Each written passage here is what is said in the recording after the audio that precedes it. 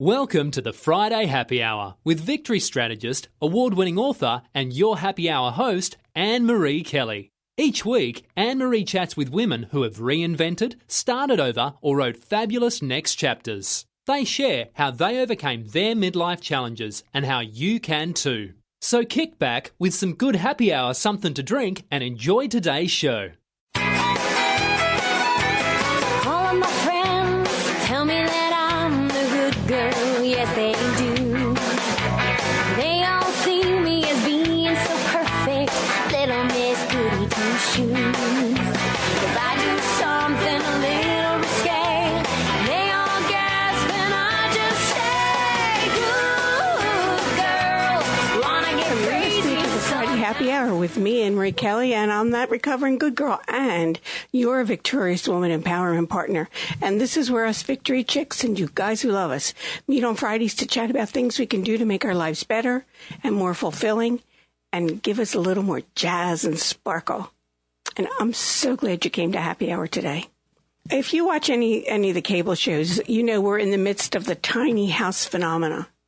And Suzie Siegel became fascinated with what is going on in her own town of Queens, New York. She discovered a plethora of tiny things, including New York's smallest bomb-sniffing, this is the NYPD's smallest bomb-sniffing police dog, the shortest first name, and the itsy-bitsy topless bar. More importantly, Suzie discovered a whole new way to see the world.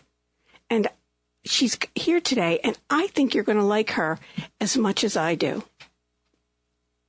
Well, I had an interesting week. It was a typical Mercury retrograde kind of week, and maybe you had the same kind. So in case you're scratching your head and wondering what's what, Mercury's been retrograde since July 26th, and on one website is calling this retrograde angry and unreliable. And geez Louise, I've been seeing that in spades. Now, I don't know about you, but here's what was going on for me. I was at the Pyramid Club in Philly last night, and there were business people from all over the area, both entrepreneurs and corporate types. Everyone seemed to have a story of miscommunications, things getting messed up. In fact, between you and me, I wasn't sure if we were going to be able to do today's show. My guest, Suzie Siegel, asked her publicist to send me a copy of her book, Tiny New York. And last week, and I usually check this about 10 days in advance, I realized I didn't have the book yet, so I contacted Suzie, who contacted her publisher, who said they were going to send it. But then I didn't get it. Turns out, they were supposed to send it back when I first scheduled her, and they forgot to send it. So they said they would do it right away. Well, that was early last week. This past Tuesday, I still didn't have it. They ended up having to overnight it to my office.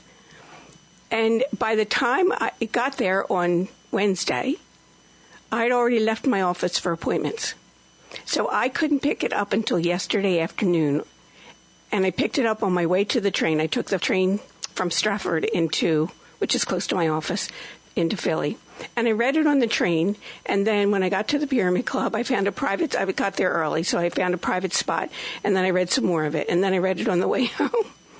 Happily, Tiny New York is a compilation of very short stories, and they're very well written. And so I could really easily read all of them in that short period of time, and I did read some when I got home. But I have to tell you, that was probably the easiest of the miscommunications and misfires that have been going on since July 19th. Last night I was looking at a reservation that I made for a hotel where I'm going for a long weekend. The reservation I made was for, and I didn't do it online, maybe I should have done it that way. I actually talked to a regular person. The reservation I made was for Friday and Saturday night. Now, good thing I decided to print it off last night. The reservation they made was for one night, not two. And the night was Thursday and not Friday and Saturday. And of course, that Thursday, I'm going to be in Westchester sleeping in my own bed, not theirs. So I was thinking about this, and I did call up, and they were able to change it to the next night and give me 2 nights. And that was my other concern, because I'd gotten a good deal on the price and thought, what if they don't have any reservations or they're booked up for that special deal? Anyway, they were able to do it. But I wonder what would have happened if I'd gotten there on a Friday night. Would they have canceled my reservation and charged me for that one Thursday night? And then would there still have been room at the hotel? Or would someone have scooped it up on one of those last-minute hotel sites? I don't know if you ever use them, like I think it's Hotels Tonight or something, where if they have extra rooms at the hotel that you can just book it right there and get a really good price. Well, anyway, that's what I was thinking about. So it was kind of scary, huh? And you might remember this other thing, that I was going to take Joseph to Music Fest last weekend for his birthday. But we canceled our plans because Joseph just had a feeling. And he doesn't get that way a lot. So I was paying attention.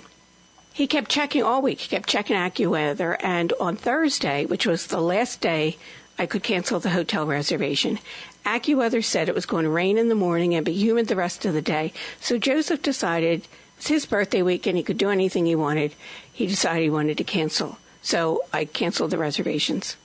Well, I don't know if you saw the news about Music Fest. In the same time that we would have been driving to Bethlehem, there was terrible flooding on Saturday morning. And I'm not sure we would even have been able to get into the town until nighttime. There's a Music Fest in the town part. It's on 2 levels, and there's one level that's a bunch of stores, and then there's a lower level that has, they have the platzas where they have the kids and the polka and all the food, almost all the food, and a lot of vendors. So I'm not sure we would have even been able to get into the town, but when I saw it just flooding all through that whole bottom section, I'm not sure we would have been able even to get to do anything there, even after the nighttime. They were trying really hard to clean it up, but they were moving the music acts different places.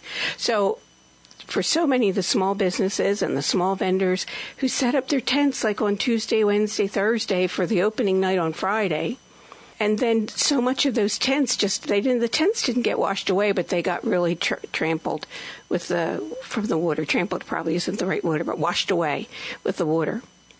So this is all part of Mercury retrograde, I'm positive. So for those of you who have been having the same experience, I just want you to know Mercury's going direct soon on August the 19th. And, I know somebody whose mother's having back surgery that week. After, she was so glad to know that Mercury was going direct on the 19th because it's the next week that her mom is having surgery. I was very happy this week to spend a day with my friend Wendy. You probably don't remember her because she's been first guest from 5 years ago.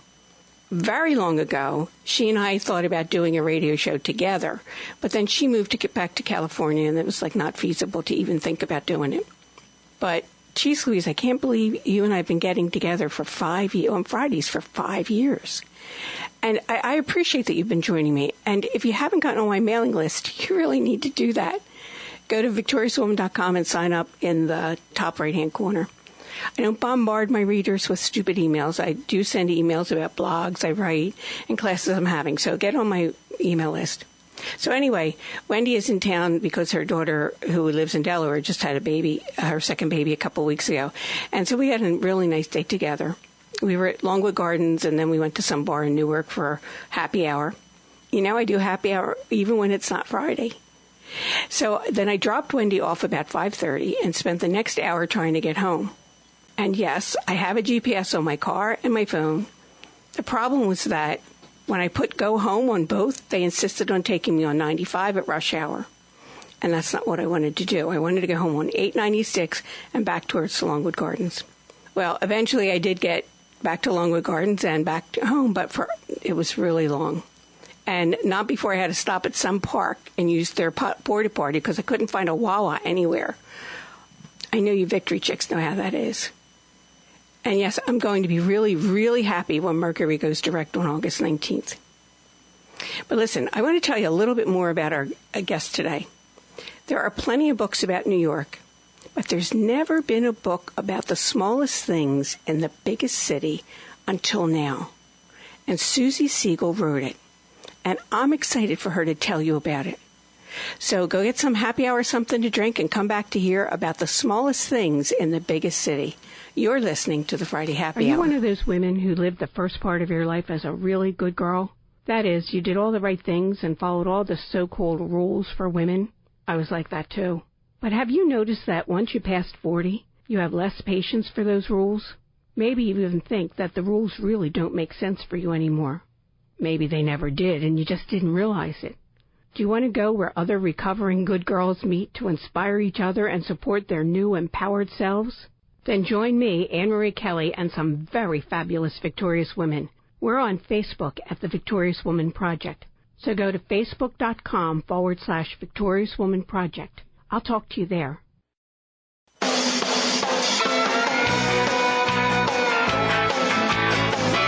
Welcome back to the Friday Happy Hour. I'm Annmarie Kelly, and I'm here with tiny Suzie Siegel. Hi, Suzie. How are you? Hi, I'm well. Thanks for having me. Oh, I'm glad that you're here.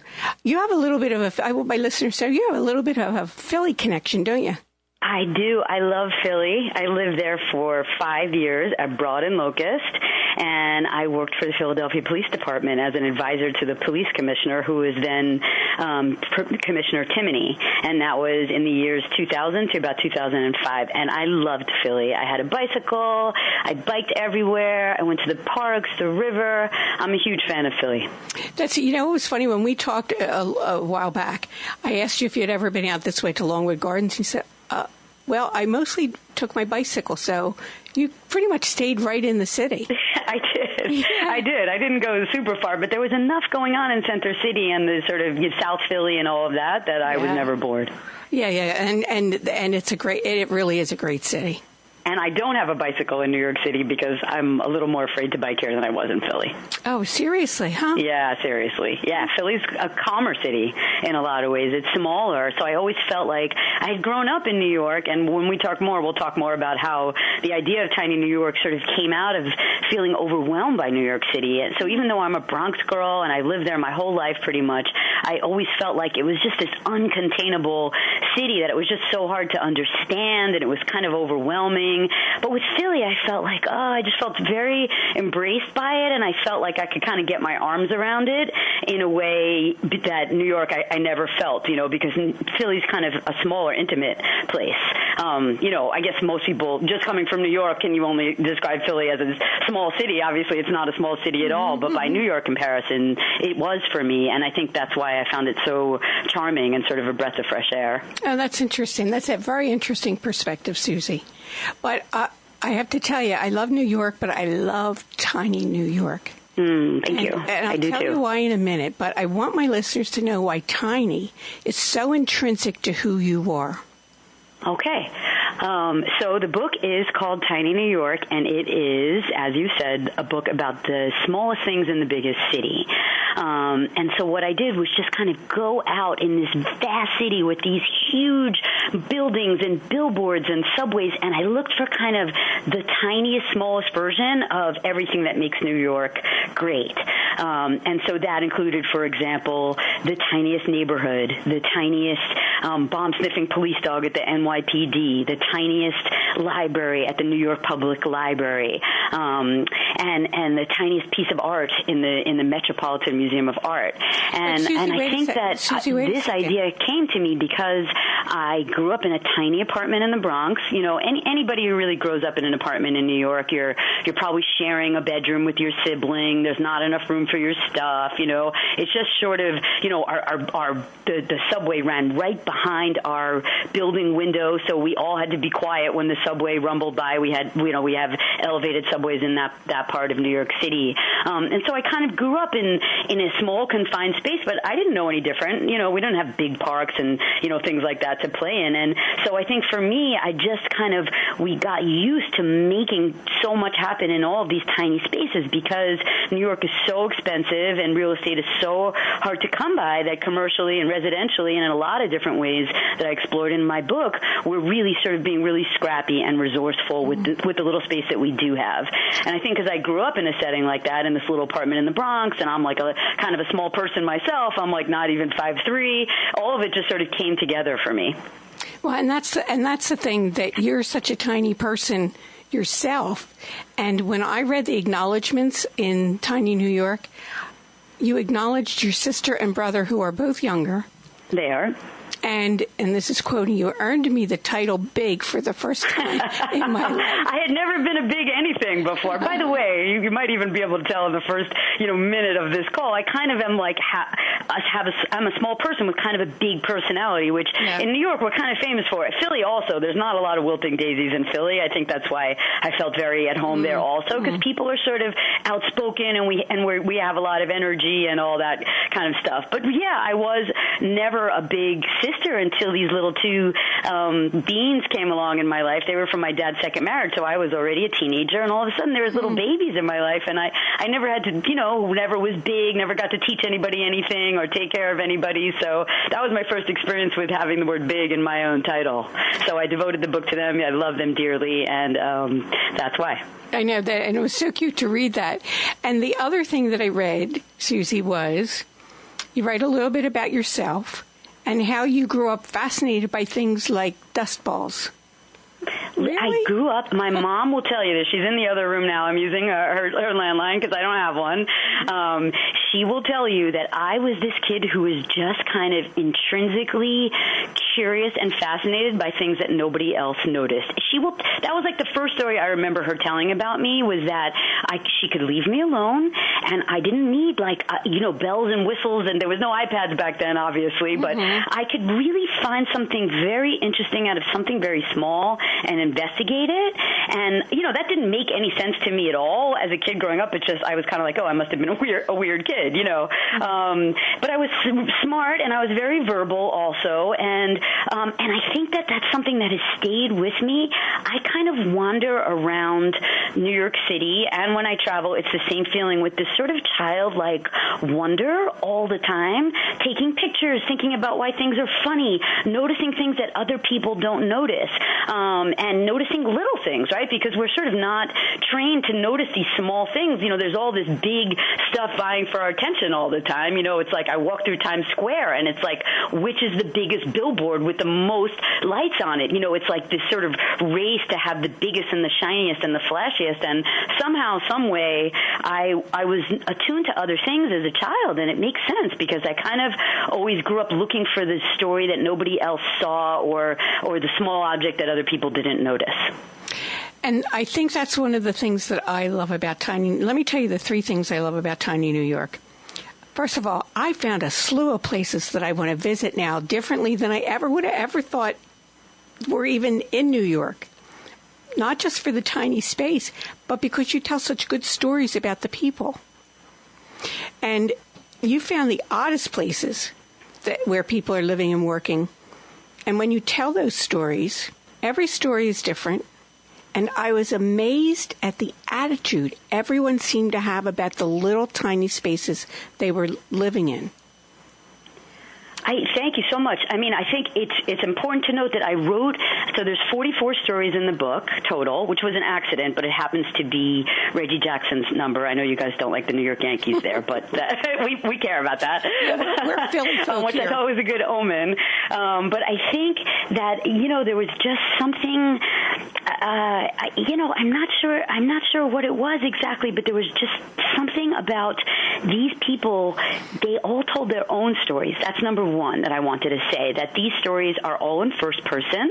So, of course, I tape recorded hours of interviews with lots of these people, and I had to chop it down and tell the story. And so I had a lot of massaging to do to sort of make those stories little nuggets with a beginning, middle, and end, because people don't speak in conversations like that. As you know, you interview people all the time. And I didn't go out looking for any certain type of person. It was like every person I met. And when you look through the book, you'll notice, as I did also, that many of these people were immigrants, right? Because these are the people hustling, right? If you have a small amount of space to work in or to live in or to create in, you're probably not the wealthiest person in the world, right? And New York is known as being a city of immigrants, and I'm like, there's something about these people who are either doing things in tiny spaces, or they're working with tiny objects, or like there seemed to be some kind of through line that just started to emerge. Because when I started writing this book, listen, I knew I had a good hook, like tiny things in biggest cities, great hook, but like I really cared about these people and my city and these stories, and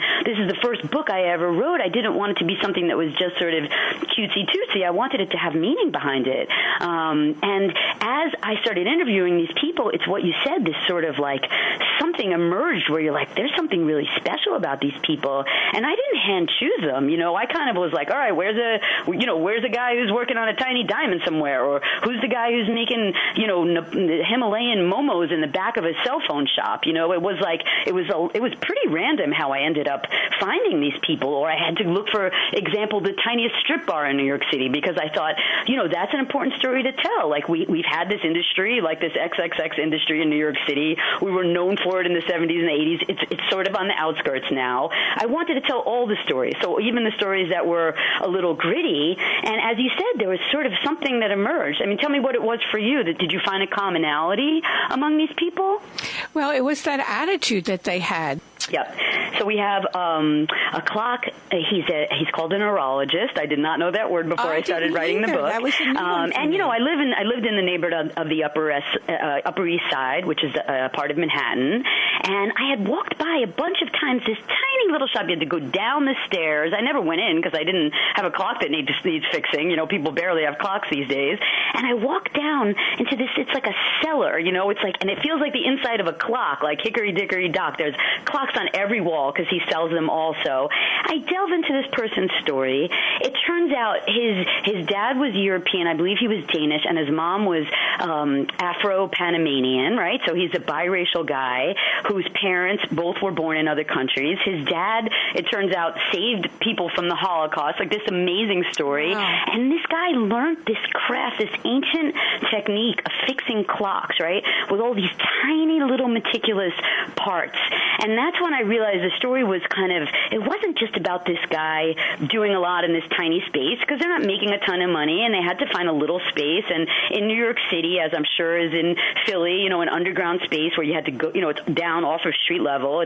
You don't have to pay prime real estate value. So he was able to kind of make a living. But I realized this person is like, he's connected to his father, and to in the way, right, that his father was teaching this amazing old craft, and to all the other horologists before him, because he says sometimes he'll fix an old clock and he'll see that the person who fixed it in London in the 1800s will inscribe their name in it, that they fixed it, and he'll do the same thing, So I'm like, here is somebody who's working on these tiny little meticulous pieces, trying to figure out what's wrong to sort of solve the problem and bring a clock back into somebody's house, which if you have a clock in your house is sort of, it's that tick, that heartbeat of your house if you're hearing it all the time, And I realized, it's not just like people working in tiny spaces. It's also people really caring about one very, very small subject and becoming great at it. And so the more I started digging into these stories, certainly not every one of those reflected that particular form of tiny, but for example, we have a diamond district here, which is like, Suzie, it's very famous, and it's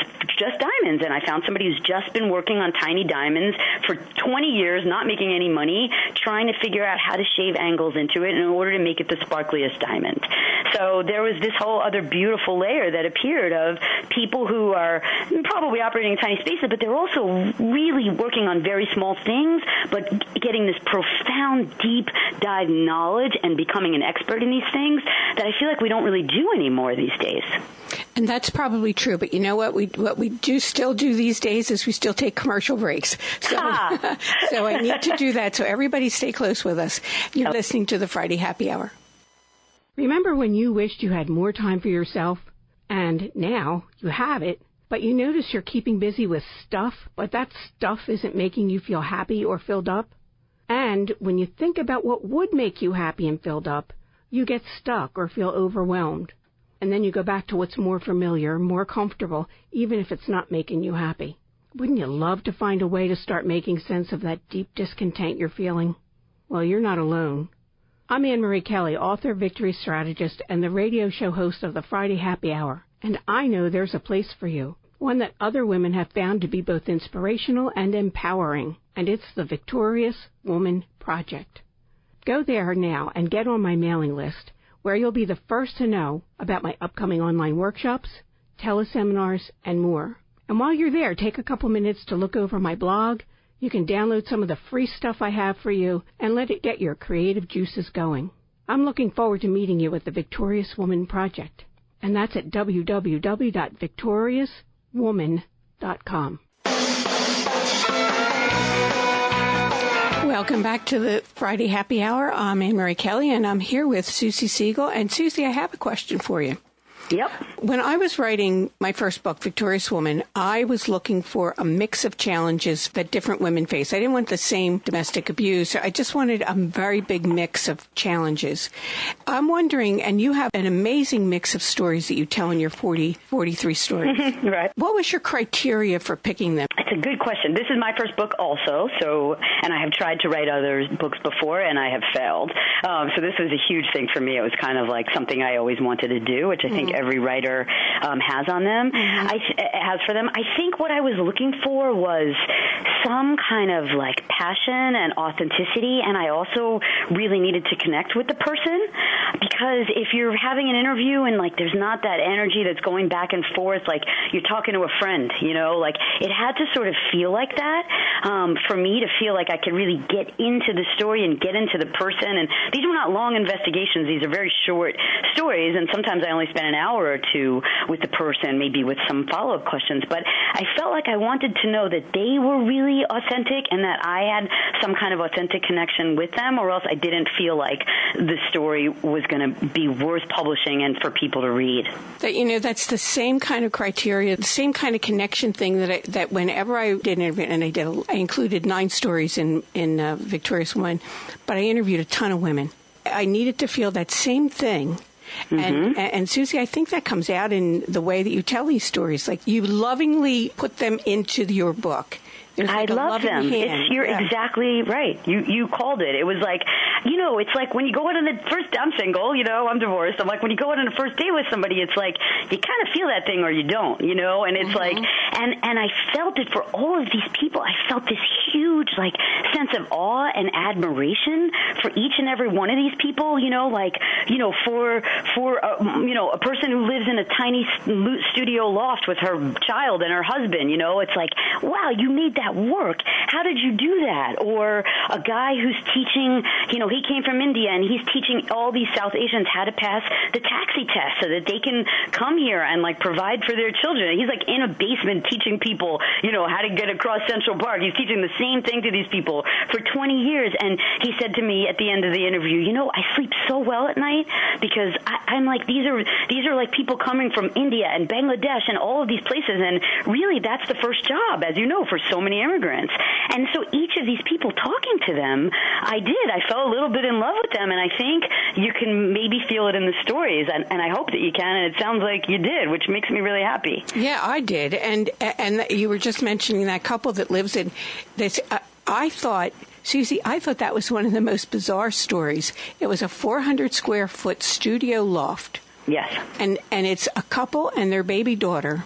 No bedroom. For all of those of you who live in Philly and don't know what a studio loft is, it means there's no bedroom. There's sort of a sleeping space. I call it like a monkey space where you kind of got to climb up a couple of steps, stoop. You can't stand up when you're in there, but it's like if an apartment has a really tall ceiling, you can build a little something in there where you can sleep, but you can't stand up. And that's how these people, this happens to be a dear friend of mine, actually. Her name is Jill Slater, which is how I found her, because I'm like, Jill, I don't know any families that are living in a 400-square-foot space like this.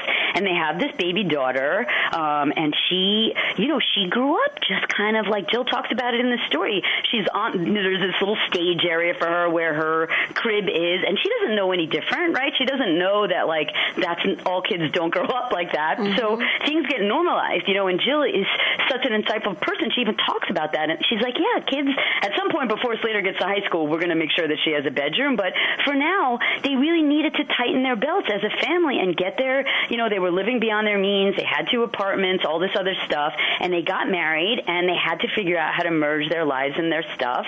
And, a lot of like why I came to the book, too, is like, New York is an expensive place to live, and people make a lot of sacrifices to live here, including this woman who is raising her kid in an apartment with no bedroom. And that kid is fantastic. You know what I mean? And this family is fantastic. And it's difficult, especially in the kitchen, where her husband gets annoyed at her and kicks her out of the kitchen a lot of the time. Yeah, that's a good thing. Like, he kicks her out and says, this is a one-man job, and then she's gone.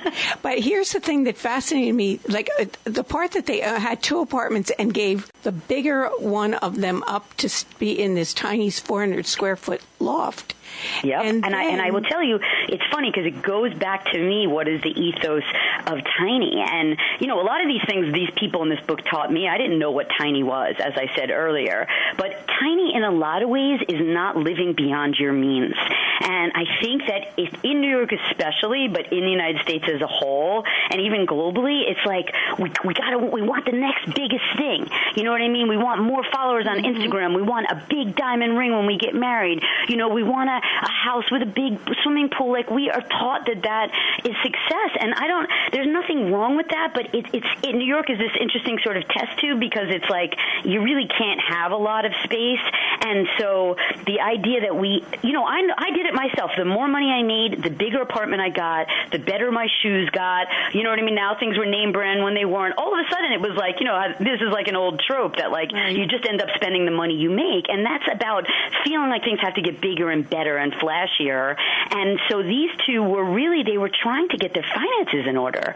And, you know, and they could have afforded that $5,000 a month apartment on the Upper East Side, but they would have just been breaking even. So if you want to like own your own life in a lot of ways, you kind of shouldn't even live at your means. You should live below your means. And that's sort of antithetical to a lot of people because it's like, no, I'm doing better than my parents and I don't want to live below my means. But like, imagine if you did. Like, you got more money to spend, you got more money to save, you don't feel like the bank owes you, you know what I mean? So the backstory of like why they chose to take that tiny apartment has a lot to do with, you know what I mean, with things that are really are huge life choices. I had to laugh because it's this tiny 400 square foot studio loft, and she built a little stage She did. so she would have a place for storage. That's where, like, whatever space there is under that tiny stage exactly is right. where she has storage, and their bicycle hangs from the ceiling. Yep. And That I mean, just I cracks can me imagine up. your listeners are like, people in New York are crazy. And I'm kind of like, yeah, we are. Like, I get it. It does, like, I'm not like, New York's the greatest city in the world and la, la, la. I'm like, yeah, it is really actually not easy to live here. Like, we have to take our bicycles and hike them up into the ceiling, and if there's any spare amount of room, we are going to find a way to use it. I have a guy, one of my favorite stories in the book, I don't know if you read it, is this locksmith who's been, his claim to fame is he's got this tiny little locksmith shop, but it's in the smallest freestanding building in New York City, which means it doesn't have anything attached to either side of it. I found him, oh God, what's going to be interesting about a locksmith? I walk in, the guy has like the greatest store in the world, he's been there 40 years. When he was there, it was like a mess. It was like, you know, drug dealers and prostitutes, like old New York City. He says, it's so nice nowadays. You know, who needs nice? He said to me. And he said, in my shop, there's not 1 square inch of space that's not being used. And my favorite thing about this guy, his parents were Sicilian immigrants. He said that Chase Bank or one of these big banks wanted to buy his little sort of kiosk and turn it into an ATM. They offered him $3 million. $3 million for this tiny little, like, 75 square foot space. He paid $25,000 for it back in like 1981 when the whole place was a dump. And he said, I'm not selling it to them. I said, Phil, how is it possible that you can turn down that money? He said, you know why? I don't need their money. I make enough money. So do you understand? Like, this guy is in there cutting keys for people. His son is doing it too. He's got enough money, trust me. He's got nice cars, everything else. He lives in the suburbs. He's an artist on the side. He doesn't need that money. He turned that money away because he doesn't want this neighborhood to turn into yet another bank, yet another corporate thing. And to me, that guy, once I interviewed him, I was like, oh my God, he is what this whole ethos of Tiny is about. He could have had the more money and gone for the bigger thing. He doesn't want it. He doesn't need it. Everything doesn't have to be so nice and big and pretty and shiny, you know? And it's like, and he taught me such a lesson, as did everybody else in this book. Well, and Catherine Doxey was a good example. Catherine Doxey. Okay, so we have the tiniest neighborhood in New York City. It's 1/3 of a square mile. No one's ever heard of it because I grew up in New York City and had never heard of it. It's called Ramblersville, Queens. And I looked and looked and looked for, for somebody who lived there. I ended up finding her son on Facebook. This woman is 93 years old, okay? This also neighborhood is like under the shadow of JFK Airport. It got flooded out in Hurricane Sandy. This woman left her home with like 2 dogs, thought she was coming back the next day, and was gone for a year. As you know, Hurricane Sandy ruined many neighborhoods in our city, and it's a low-lying area. And this woman, the city tried to buy her out, which they don't want people moving back to these areas that are flood-prone. And she said, no, I grew up my whole life there on the water. No place is more beautiful than this. And by the way, it is not an objectively beautiful place. There's a lot of buildings and houses that are abandoned. There's garbage that's dumped around. It's kind of like a backwater neighborhood, a forgotten neighborhood of New York City. And this woman is like, no, I would bring my kids out to the backyard and tell them this is American land. And she was so proud of having this place. And she's 93 years old. She could have just stayed with her daughter, had her own bedroom in the house. She said, no, I want to come back. And they rebuilt her house, put it up on stilts, and she'll soon be back living there. And that amazes me. But the one thing I was curious about her was, what about her kids? Where do her kids live? Her son lives across the street from her and takes care of her, but she wants to continue to live in her own house for as long as she can, which obviously many seniors do. And I believe if I'm lucky enough to be a senior also, I would want to live on my own as long as I could.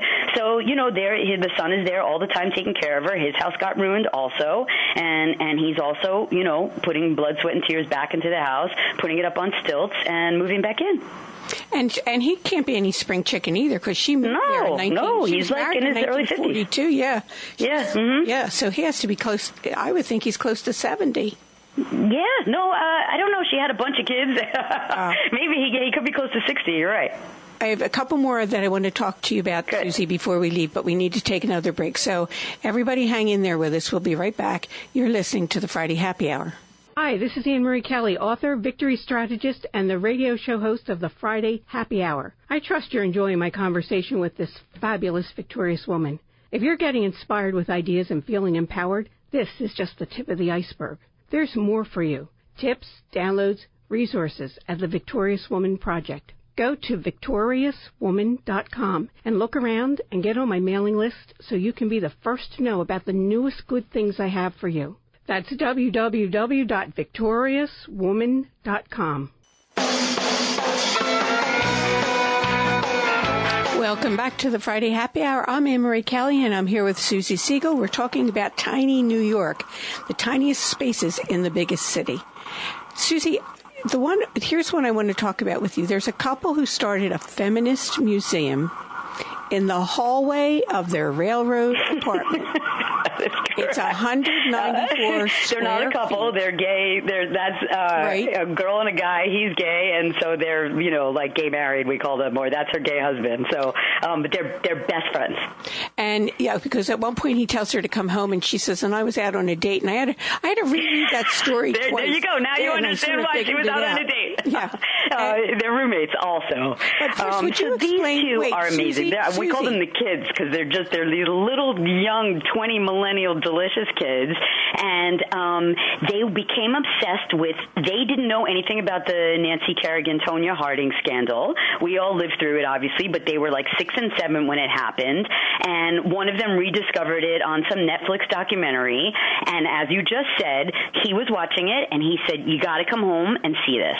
They became so obsessed with rediscovering this that it sort of happened when they were little, and they asked their parents, "Well, what did you think?" And so the backstory of them is that they're really interested in the way that popular culture portrays women, and especially vilifies women, right, which is what happened to Tonya Harding, if you remember. And so they ended up just collecting ephemera, going online, finding people who were obsessed with it too, and they were in this tiny little apartment. Of course they were. It's New York City, and they're called railroad apartments in New York City. It's basically a really, really long hallway that you can't make any use out of that leads to the main rooms. And in this hallway, they ended up hanging up all this ephemera, paintings, and news clippings from the time from back in this when the scandal happened. The ice skating scandal, the knee clubbing scandal, and they ended up making a tiny little museum just based on this one particular thing in popular culture that happened, but they did a deep dive into what the significance was of that and why we all took sides and why people hated hated Tonya or loved Nancy or whatever it is. So these two ended up opening a little tiny museum that just is like based on, pop culture and feminism, and it's now in some tiny little former hair salon under the railroad tracks in Brooklyn in like a random neighborhood. And they just put on little salons and have these amazing talks and shows that focus on, for example, the Olsen twins hiding from the paparazzi. Just a series of paintings just of a painter made just of those two twins hiding from the paparazzi. That's the story of those two. So what kind of customers do they have? I was so curious with that story because it's a really interesting story. So the tiny museum is called THNK 1994 because that's when it happened, and then stands for Tonya Harding Nancy Kerrigan, so you can remember it. Think 1994, which, by the way, I hope is one of the places that you go when you come back to New York that you never would have known about otherwise, right? Mm-hmm. And it's an amazing array of people. It's artists. It's like, you know what it is? It's just people who love pop culture and don't want to be embarrassed and ashamed. Like, I know when I get to get my nails done, I feel like a guilty sort of criminal derelict looking at the InStyle magazines and the OKs. It's like it is a guilty pleasure for a lot of us that we follow all this celebrity news, and we do actually end up really caring about these people and what it means that we care about them and what it means how they're treated by the media. And so they've just created a space where people can like not take themselves too seriously, but also like really be thoughtful and introspective about what it means that we chase around these sisters, the Olsen twisters, who don't want to be famous anymore, and how they've lived their lives, in order to sort of have some normalcy in their lives now, and how we feel like we own them. We feel like we own the Olsen sisters, like they owe us something because they like want a show in the 90s. So it's like, so to go to these places and see what they're doing in these tiny little places with these very sort of niche subject matters, you can go there and not feel embarrassed to talk about that. You care about the Olsen twins. So that sort of just makes me laugh that would have any interest, but I like the whole feminist theme of it. Yep. And that's like not their regular job. They work in a pizza parlor, right? Yeah, they call themselves counter girls. Yes, they do. That's not going to pay the rent. Not in New York City. Yeah. So now let me tell you, there's another one. I thought this was one of the sweetest stories. And it was an immigrant couple from Bangladesh. And they've been here 10 years. They have 2 kids. They have a 9.5-foot space, and it's right next to the 7 train in Queens. Okay. I'm so glad you love that one because that's in my neighborhood. So the 7 train, for you guys in Philly area who might not know, it runs above ground. And I'm walking around in my neighborhood. And by the way, I had a train that ran maybe 20 feet from my backyard. So we literally couldn't talk during dinner when the train rumbled by. That's how loud it is. Uh-huh. Okay. So as you just explained, these people live in an apartment, which by the way has a balcony. This is why I chose them. They have a balcony that is staring straight into the subway platform and this loud, huge train that's rumbling by. I said to myself, I got to figure out how to way to get in there. I got to sneak into this apartment building, which I did. I snuck in behind somebody. I went up to the floor that I thought had to be it, looked around, Anyway, through my investigations, I ended up breaking the law, sneaking into a building, and meeting this Bangladeshi woman who had her children at home, so didn't feel safe answering the door, but really wanted to help me. It was amazing. This woman was like, well, how can I help you? And I was very, her English isn't that good, and I explained to her, not so easy to explain, I'm writing a book about tiny things. Your apartment is a tiny distance from the balcony. Please tell me what life is like. So we made an appointment. She found out who I was. Her husband's a cop. She needed to make sure everything was okay. And I went back there, and she just told me what it was like living with the 2 kids on the balcony. And again, these are immigrants, right? They're not coming in thinking they feel lucky to be in this country. Okay, they're not going to be like, oh, it's too loud. They're willing to make sacrifices like our grandparents made when they got here. By the way, right? We're all we're all grandchildren of immigrants pretty much, except for the Puritans, and I don't know anybody who's from there, right? And she said, and meanwhile, she didn't say she said sometimes we see people out on the station out there, and we did want a little privacy, so we hung a sheet over the window, and sometimes we see them kissing on the balcony, out on the station.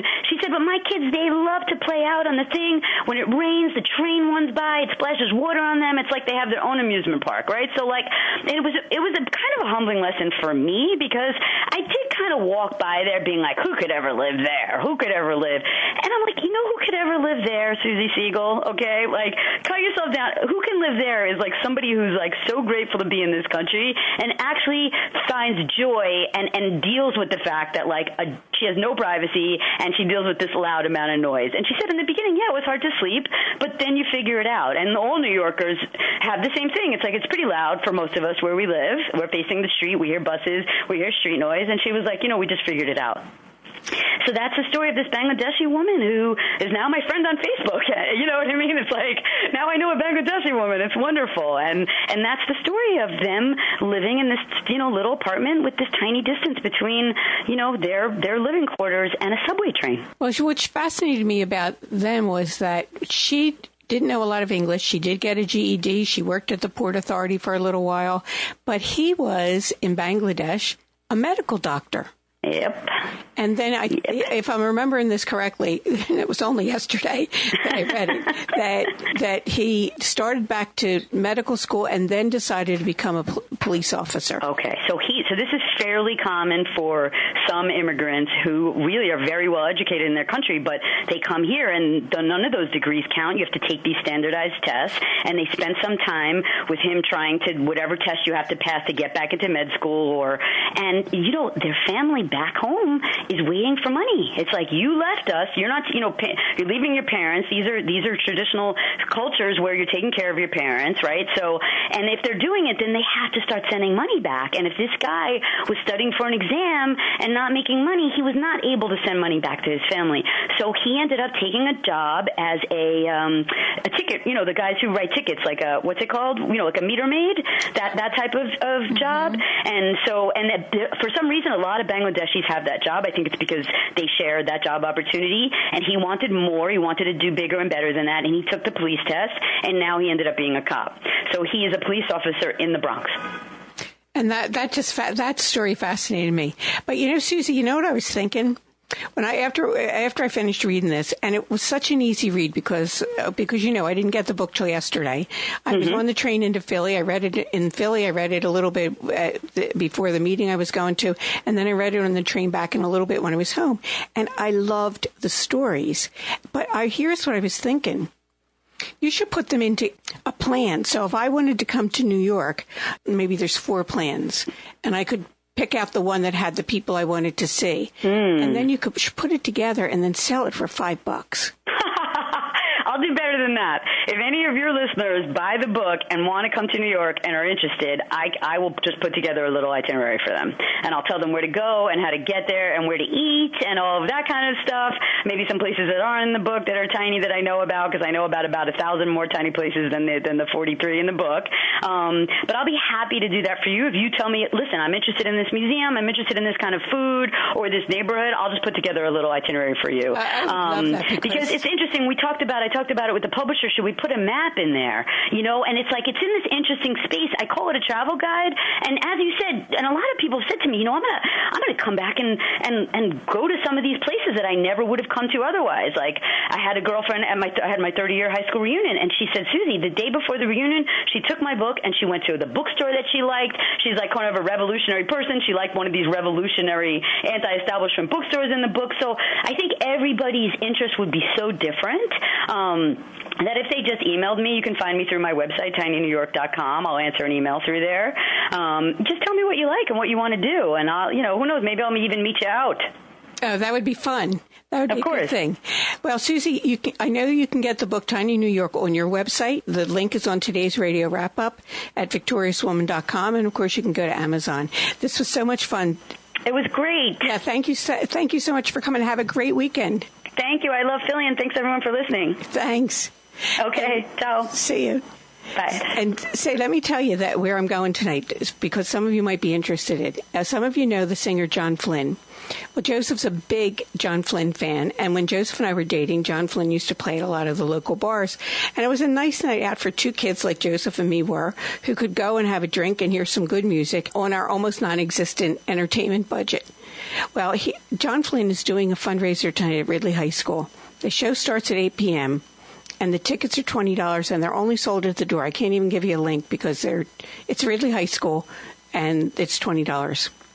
So if you're interested, and if you're a John Flynn fan, well, if you're a big fan of his, you probably are already on his mailing list.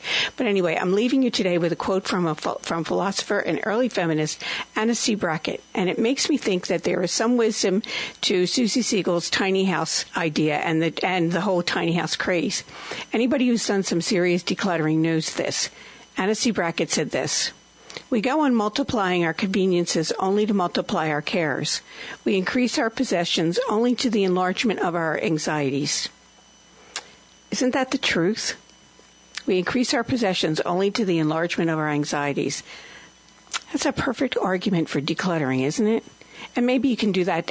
I think we're going to have some rain this weekend, so maybe you can get some of that done. Listen, have a fabulous weekend. Please come back with me next week at the Friday Happy Hour. Talk to you then. Jen's on.